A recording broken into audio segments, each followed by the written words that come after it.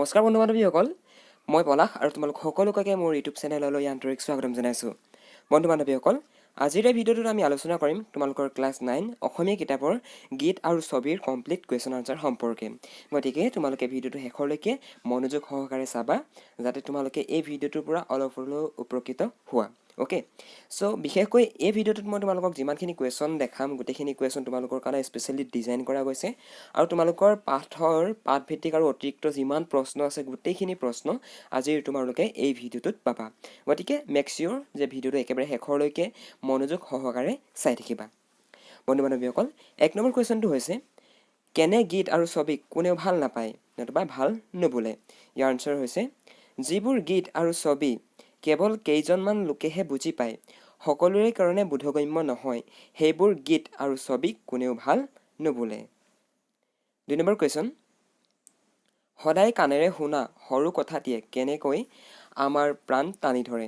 উত্তৰ হৈছে, সদায় কাণেৰে শুনা সৰু কথাটিয়েই গীত হ'লে ই আমাৰ প্ৰাণ টানি ধৰে। মানে আমি যে যিবিলাক কথা ৰেগুলাৰলি শুনি থাকোঁ, যিবিলাক কথা আমি দৈনন্দিন শুনি থাকোঁ, কিন্তু সেই দৈনন্দিন শুনি থকা কথাষাৰ যদি আমি এটা গীতলৈ ৰূপান্তৰিত কৰিব পাৰোঁ, তেনেহ'লে সি আমাৰ প্ৰাণ টানি ধৰে, তাৰমানে আমাৰ মনটো ভাল লগাই দিব পাৰিব। ৰাইট। কবিৰ মতে কোনবোৰ বস্তু অজৰ অমৰ? উত্তৰ হৈছে, কবিৰ মতে যিবোৰ বস্তুৰ কলাত্মক দিশ জড়িত হৈ থাকে তেনেবোৰ বস্তু হৈছে অজৰ অমৰ। অৰ্থাৎ মিহি ভাৱ, মিহি গতি, কৌশলী বিদ্যাৰ নাই মৃত্যু, ই অজৰ অমৰ। ইয়াতে কোৱা হৈছে যে কি, আমি সদায় মানুহৰ লগত নম্ৰ ভদ্ৰ হৈ কথা ক'ব লাগে, মানুহৰ লগত সদায় ভাল ব্যৱহাৰ আচৰণ কৰিব লাগে। অ'কে, কিয়নো মিহি ভাৱ আৰু মিহি গতি, কৌশলী বিদ্যাৰ নাই মৃত্যু, ই অজৰ অমৰ। মানে ই কি, ই সদায় অজৰ অমৰ, ই মানে থাকি যাব তোমাৰ ওচৰত। ঠিক আছে, তোমাৰ ওচৰত যদি আজি 2000 টকা থাকে, সেই 2000 টকা তোমাৰ পৰা কোনোবাই চুৰি কৰি লৈ যাব পাৰিব, বাট তোমাৰ ওচৰত যিখিনি নলেজ আছে সেই নলেজখিনি কোনো চুৰ কৰিব নোৱাৰে, যেতিয়ালৈকে তুমি কাৰোবাক দিবলৈ নিবিচৰা। ৰাইট।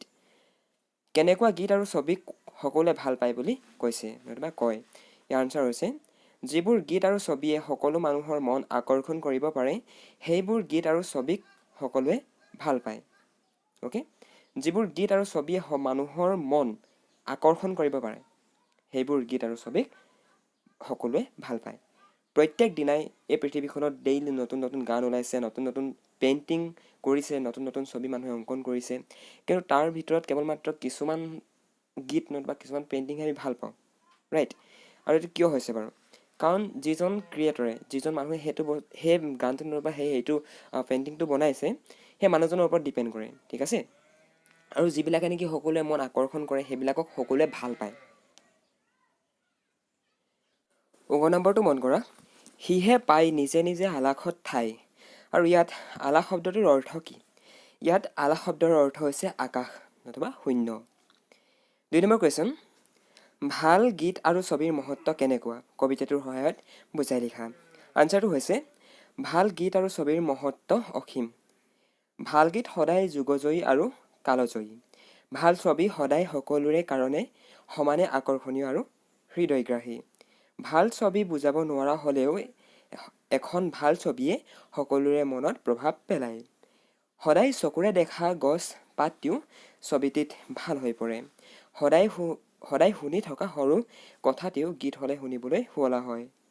গীতৰ মাধুৰ্যই শ্ৰোতাৰ মন প্ৰাণত আলোড়নৰ সৃষ্টি কৰে। আৰু এয়াই হৈছে ভাল গীত আৰু ভাল ছবিৰ মহত্ব। তোমালোকে মনালিছা ছবিখনৰ নাম শুনিছা চাগে, লিওনাৰ্ডো দা ভিঞ্চিয়ে যে আঁকিছিলে মনালিছা। সেই মনালিছা যিখন ছবি, সেই ছবিখন এখন কালজয়ী ছবি হয়, এখন ৱৰ্ল্ড ফেমাছ, মানে সেই মনালিছা ছবিৰ সমান মানে ভাল ছবি পৃথিৱীতে নাই, মানে ৱৰ্ল্ডৰ আটাইতকৈ ফেমাছ পেইণ্টিং বুলি মানে গণ্য কৰা হয় মনালিছা। ৰাইট। সেইখনক সকলোৱে ভাল পায়। কিয় ভাল পায়? সেইখনত এনেকুৱা এটা বস্তু আছে যিটো বস্তুৰ কাৰণে মানে প্ৰত্যেকেই ভাল পায়। ৰাইট।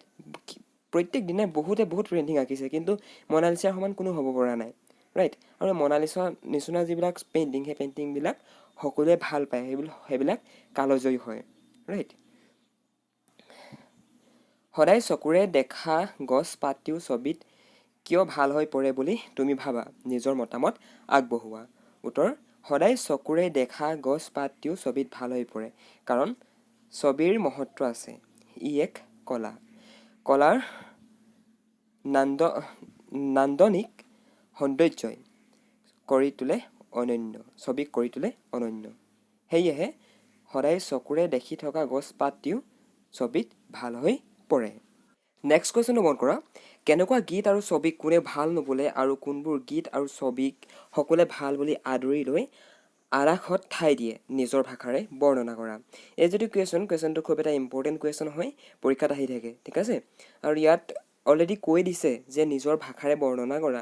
চ' এইটো তোমালোকৰ নিজৰ যিটো আণ্ডাৰষ্টেণ্ডিং, তোমালোকে পইমটো পঢ়ি যিখিনি কথা বুজিলা সেইখিনিৰ ওপৰত ডিপেণ্ড কৰি তোমালোকে লিখিব লাগিব।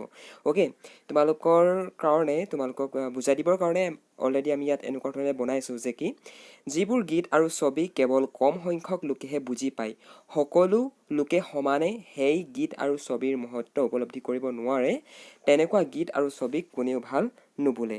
যিবোৰ গীত আৰু ছবি সকলোৱে সমানে একেধৰণে উপভোগ কৰিব পাৰে, শুনি বা দেখি আনন্দ লাভ কৰে, তেনেকুৱা গীত আৰু ছবি সকলোৱে সমানে ভাল পায়, আদৰি লয় আৰু আলাসত ঠাই দিয়ে। অৰ্থাৎ ভাল গীত আৰু ছবিৰ নান্দনিক সৌন্দৰ্যই অনাদি অনন্ত কালৰ বাহক শ্ৰোতা দৰ্শকৰ আদৰণীয় হৈ উঠে। ইয়াৰ দ্বাৰা কি বুজোৱা গৈছে তোমালোকে বাৰু ধৰিব পাৰিছানে বাৰু? ইয়াৰ দ্বাৰা এইটো কথাকেই বুজোৱা গৈছে যে এই যিটো কনচেপ্ট যে ভাল গীত, বেয়া গীত, ভাল ছবি, বেয়া ছবি, এই যিটো কনচেপ্ট, এই কনচেপ্টটো যদি আমি অলপ গুৰুত্ব সহকাৰে চাওঁ, তেনেহ'লে আমি ইয়াৰ দ্বাৰা এইটো কথাই বুজিম যে কি যিবিলাকক সকলোৱে ভাল পায় আৰু কেনেকুৱা ধৰণৰবিলাকক সকলোৱে ভাল পায়, যিবিলাক নেকি তত্ত্বগধুৰ হয়, যিবিলাক গানৰ মাজত, যিবিলাক ছবিৰ মাজত এটা তত্ত্ব সোমাই আছে, ঠিক আছে। নট অনলি তত্ত্ব, যিবিলাক গান নেকি যিবিলাক গান শুনিবলৈ শুৱলা হয়, য'ত নেকি আমি নিজকে তুলনা কৰিব পাৰোঁ সেই গানটোৰ লিৰিক্সখিনিৰ লগত, সেই গানটোৰ যিখিনি কথা আছে সেই কথাখিনিৰ লগত, ৰাইট। চ' তেনেকুৱা ধৰণৰবিলাকক সকলোৱে ভাল পায়। চ' এইখিনি কথা যদি তোমালোকে ভালদৰে বুজি পোৱা, তেনেহ'লে তোমালোকৰ কাৰণে ইজি হ'ব। তোমালোকৰ পৰীক্ষাত লিখিবৰ কাৰণে তোমালোকৰ কাৰণে ইজি হ'ব। One of the most important question যে গীত আৰু ছবি কবিতাটোৰ সাৰাংশ লিখা। আনচাৰটো মন কৰা। গীত আৰু ছবি কবিতাটোৰ জৰিয়তে কবিয়ে প্ৰকৃত গীত আৰু ছবিৰ মহত্ব আৰু সাৰ্বজনীন আবেদন কলাত্মক ৰূপত প্ৰকাশ কৰিছে। সাৰ্থক গীত আৰু ছবি সদায় সৌন্দৰ্যময়। প্ৰকৃত গীত আৰু ছবিৰ যি নান্দনিক সৌন্দৰ্যই সকলো সময়তে সমানে সকলোকে আকৰ্ষণ কৰিব পাৰে। প্ৰকৃত গীত আৰু ছবিয়ে সহজতে হৃদয় আলোড়িত কৰে। সদায় চকুৰে দেখা গছ পাতটিও ছবিটিত দেখিবলৈ ধুনীয়া হৈ পৰে আৰু সদায় কাণেৰে শুনা সৰু কথাটিও যেতিয়া গীতৰ ৰূপ পায় তেতিয়া ই হৃদয়গ্ৰাহী হৈ পৰে, নতুবা হৃদয় স্পৰ্শী হৈ পৰে। এনেকুৱা ধৰণে তোমালোকে লিখিব পাৰা।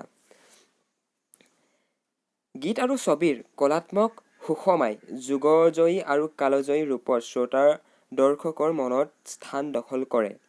পৃথিৱীৰ বিভিন্ন ঠাইত বিভিন্ন ধৰণে শ্ৰেষ্ঠ গীত আৰু ছবিয়ে সমাদৰ লাভ কৰে আৰু কৰি আহিছে। সেয়েহে কবিয়ে প্ৰকৃত গীত আৰু ছবিৰ সাৰ্বজনীন আবেদন আৰু সৰ্বাত্মক অভিব্যক্তিৰ চিৰন্তন গ্ৰহণযোগ্যতাক হৃদয়তাৰে উপলব্ধি কৰি কবিতাটিত প্ৰকাশ কৰিছে।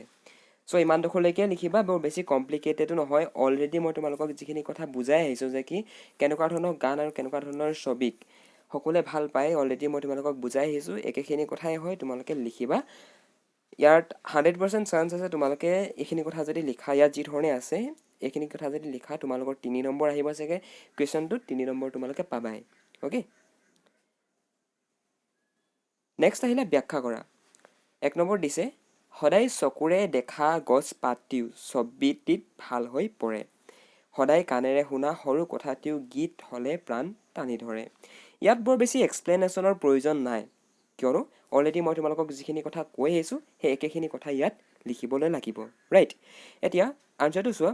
উদ্দিষ্ট কবিতাৰ পংক্তিটি আমাৰ পাঠ্যপুথি অসমীয়া সাহিত্য চয়নিকাৰ অন্তৰ্গত দাৰ্শনিক কবি দুৰ্গেশ্বৰ শৰ্মাৰ ৰচিত গীত আৰু ছবি নামৰ কবিতাটিৰ পৰা তুলি অনা হৈছে। ইয়ালৈকে লিখিব পাৰিবা, ৰাইট। তাৰপৰা পেৰেগ্ৰাফটো চেঞ্জ কৰিবা, তাৰপৰা লিখিবা উক্ত কবিতাৰ পংক্তিৰ জৰিয়তে কবিয়ে প্ৰকৃত গীত আৰু ছবিৰ কলাত্মক সৌন্দৰ্যৰ কথা সুন্দৰভাৱে প্ৰকাশ কৰিছে। সুকুমাৰ কলাৰ অন্যতম অংগ গীত আৰু ছবিয়ে যুগে যুগে মানৱ মনক আকৰ্ষিত কৰি আহিছে নতুবা আকৰ্ষণ কৰি আহিছে। ইয়াৰ প্ৰকৃত কাৰণ হ'ল নান্দনিক সৌন্দৰ্য। সেয়েহে কবিয়ে সদায় চকুৰে দেখা গছ পাতটিও ছবিত ভাল হৈ পৰে বুলি কৈছে। ঠিক তেনেদৰে সদায় শুনি থকা সৰু কথাটিও যেতিয়া গীতৰ ৰূপত ভাহি আহে তেতিয়া সেই গীতৰ সুৰ লয়ে মানুহৰ মন হৃদয়ত আৰুলিত কৰে নতুবা মানুহৰ মন হৃদয় আৰুলিত কৰি তোলে। এনেকুৱা ধৰণে লিখিব পাৰা। অ'কে, চ' একেখিনি কথাই হয় ভাল গীত বেয়া গীত, ৰাইট। ইয়াত বৰ বেছি কমপ্লিকেটেড বুলি ভাবিব নালাগে। তোমালোকে যদি চামাৰিটো ভালদৰে বুজি পালা, গীত আৰু ছবিৰ যিটো সাৰাংশটো যদি বুজি পালা, দেন তোমালোকে ইজিলি এইবিলাক লিখিব পাৰিবা। খ নম্বৰ শাৰী দিছে যে কি মিহি ভাৱ মিহি গতি কৌশলী বিদ্যাৰ নাই মৃত্যু অজৰমৰ য'তে পৰে ত'তে গজে বিভিন্ন আকাৰ ঠাই বুজি ডাঙৰ দীঘল। উদ্বৃত্ত কবিতাৰ পংক্তিটি আমাৰ পাঠ্যপুথি অসমীয়া সাহিত্য চয়নিকাৰ অন্তৰ্গত দাৰ্শনিক কবি দুৰ্গেশ্বৰ শৰ্মাৰ দ্বাৰা ৰচিত গীত আৰু ছবি নামৰ কবিতাটিৰ পৰা তুলি অনা হৈছে। উক্ত কবিতাৰ পংক্তিটিৰ জৰিয়তে কবিয়ে কলাৰ সৰ্বাত্মক আৰু সাৰ্বজনীন প্ৰভাৱেৰেই ইংগিত বহন কৰিছে। পেৰেগ্ৰাফ চেঞ্জ কৰি লিখিবা কবিৰ মতে কলা সদায় সৌন্দৰ্যময় আৰু মানৱ মনৰ সূক্ষ্মতম অনুভূতিৰ প্ৰকাশ। সেয়ে কলাৰ লগত মিহি ভাৱ আৰু মিহি গতি জড়িত হৈ থাকে। কলাৰ মাধুৰ্য আৰু সৌন্দৰ্যময় প্ৰকাশৰ বাবেই ই হয় যুগজয়ী আৰু কালজয়ী। প্ৰকৃত শিল্প বা কলাৰ মৃত্যু নাই। ই চিৰন্তন আৰু চিৰ সৌন্দৰ্যময়। যি ঠাইতে নহওক কিয় কলাৰ সাৰ্বজনীন আবেদনে প্ৰকৃত ক্লাক কৰি তোলে। সকলোৰে বাবে আদৰণীয়। য'তেই পৰে ত'তেই গজে বিভিন্ন আকাৰ ঠাই বুজি ডাঙৰ দীঘল বুলি কবিয়ে কৈছে। চ' ইমানে লিখিবা, ঠিক আছে। ভাৱ বিষয়খিনি তোমালোকে চাবা, ইয়াত সমাৰ্থক শব্দকেইটা দিয়া আছে। জগত হ'লে পৃথিৱী ধৰিত্ৰী ধৰণী, উল্লাস হ'লে ৰং আনন্দিত তাৰপা উল্লাসিত, চকু হ'লে নয়ন নেত্ৰ চক্ষু দৰ্শনেন্দ্ৰিয়, সৰু হ'লে সূক্ষ্ম নতুবা ক্ষুদ্ৰ, ভাল হ'লে কুশল নিকা পৰিষ্কাৰ, কাণ হ'লে কৰ্ণ শ্ৰৱণেন্দ্ৰিয়। বাক্য ৰচনা কৰাকেইটা ইয়াত চাবা কৌশলী বিদ্যা অজৰ অমৰ আলামত ঠাই ডাঙৰ দীঘল ইত্যাদি ইত্যাদি আছে। কৌশলী বিদ্যা বুলি কোৱাৰ লগে লগে লিখিব পৰা যে কি সুকুমাৰ কলাৰ কৌশলী বিদ্যাই সকলোকে আকৰ্ষিত কৰে। অজৰ অমৰ বুলি কোৱাৰ লগে লগে লিখিব পৰা যে কি প্ৰকৃত শিল্প সদায় অজৰ অমৰ। আলাসত ঠাই বুলি কোৱাৰ লগে লগে লিখিব পৰা যে কি খবৰটো শুনি সিহঁতৰ আনন্দতে আলাসত ঠাই নোহোৱাৰ দৰে হৈছে। ডাঙৰ দীঘল বুলি কোৱাৰ লগে লগে লিখিব পৰা মা দেউতাক নথকাৰ কাৰণে ল'ৰাটোক আইতাকে ডাঙৰ দীঘল কৰে। এনেকুৱা ধৰণে লিখিব পাৰা। আই থিংক তোমালোকে বুজি পাইছা ন মই যি ধৰণে তোমালোকক টিচ কৰিছোঁ। যদি বুজি পাইছা ন কমেণ্ট এটা কৰি দিবা। বিপৰীত শব্দকেইটা লিখি দিবা ইয়াত মিহি হ'লে খহটা প্ৰাণ নিষ্প্ৰাণ মৃত্যু জন্ম মূলহীন ক্ষুদ্ৰ বৃহৎ ইত্যাদি। নেক্সট আহিলে অতিৰিক্ত প্ৰশ্ন যিকেইটা নেকি খুব ইম্পৰ্টেণ্ট হয়। অসমীয়া কাব্য জগতত দাৰ্শনিক কবিৰ ৰূপে পৰিচিত কবিজনৰ নাম কি? উত্তৰ হৈছে দুৰ্গেশ্বৰ শৰ্মা। দুৰ্গেশ্বৰ শৰ্মাই ৰচনা কৰা এখন কবিতা পুথিৰ নাম লিখা। আনচাৰ হৈছে অঞ্জলি। দুৰ্গেশ্বৰ শৰ্মাই অমিত্ৰাসক চন্দ্ৰত ৰচনা কৰা নাটকখনৰ নাম কি? পাৰ্থ পৰাজয়। কেনেকুৱা গীতে মানুহক আকৰ্ষণ কৰিব পাৰে? উত্তৰ হৈছে যি গীতৰ কথা আৰু সুৰে মানুহৰ হৃদয় মন স্পৰ্শ কৰে তেনে গীতে মানুহক আকৰ্ষণ কৰিব পাৰে। কবি দুৰ্গেশ্বৰ শৰ্মাক কি কবি বুলিয়ে জনা যায়? উত্তৰ হৈছে দাৰ্শনিক কবি বুলি জনা যায়। কবিয়ে শিল্পৰ কৌশলী বিদ্যাক কি বুলি কৈছে? উত্তৰ হৈছে অজৰ অমৰ বুলি কৈছে। কবিয়ে কিহক অজৰ অমৰ বুলি কৈছে? উত্তৰ হৈছে মিহি ভাৱ মিহি গতি আৰু কৌশলী বিদ্যাক কবিয়ে অজৰ অমৰ বুলি কৈছে। কি গীত কোনেও ভাল নাপায়? আনচাৰ হৈছে যিবোৰ গীতে মানুহৰ অন্তৰস্পৰ্শ কৰিব নোৱাৰে তেনেকুৱা ধৰণৰ গীতক নহ'বা তেনেকুৱা ধৰণৰ ছবিক কোনেও ভাল নাপায়। কি গীত আৰু ছবিক কোনেও ভাল নুবুলে? একেটাই হয়, ঠিক আছে। চ' আই থিংক তোমালোকে ভিডিঅ'টো ভাল পালা। ইমানখিনি আছিলে তোমালোকৰ কুৱেশ্যন আনচাৰ। যদি ভিডিঅ'টো ভাল পালা তেনেহ'লে ভিডিঅ'টো এটা লাইক কৰি দিবলৈ নাপাহৰিবা। আৰু তোমালোকৰ হোৱাটছএপত যিখিনি স্কুলৰ গ্ৰুপ আছে গ্ৰুপবিলাকতো ভিডিঅ'বিলাক শ্বেয়াৰ কৰিবা যাতে তোমালোকৰ ফ্ৰেণ্ডছসকলো অলপ হ'লেও এই ভিডিঅ'বিলাকৰ পৰা যাতে উপকৃত হয়। চ' ভিডিঅ' যদি ভাল পালা চেনেলটো ছাবস্ক্ৰাইব কৰিবা। আৰু তোমালোকে যদি PDF ডাউনলোড কৰিব বিচৰা তেনেহ'লে ভিডিঅ'টোৰ ডেছক্ৰিপশ্যনত লিংক দিয়া আছে। সেই লিংকত গৈ তোমালোকে PDF ডাউনলোড কৰিবলৈ পাৰা। অ'কে, চ' থেংকছ ফৰ ৱাচিং দ্য ভিডিঅ'।